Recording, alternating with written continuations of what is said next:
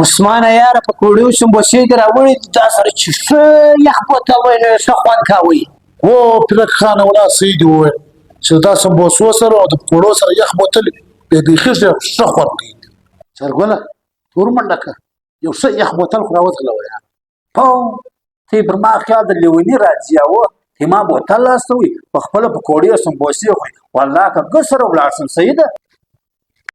یاره نیته څه خورو یاره عجبه خبرې کوي یار راوړې مې دغه دپاره چې موږ ته یې پرې سره تور مړه که یاره بوتل راوړه نه خورو یاره کول دی او ته بې له ما څه نه خوري او زه اوس استې ورځم او هر سفګر ده کوه زما بغیر یې ونه خوري زه مو بوتل راوړم واسه یاره نه د څه خورو څه په دروا سړی زما بغیر یې ونه خوري ژر بوتل راوړه سړی سپی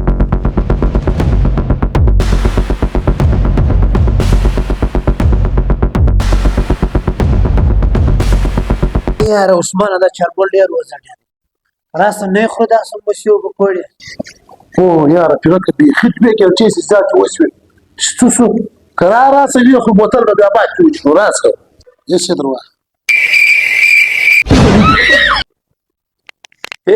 که ته پکوړې سمبوسې خوري بیا زه ولاکه بوتل ته ولاړ شم ښه ته در وصله دلې ډېر چالاکه مه کېږي که چېرې زه تللی وای ته به زما پکوړې سمبوسې ګردې خوړلې وای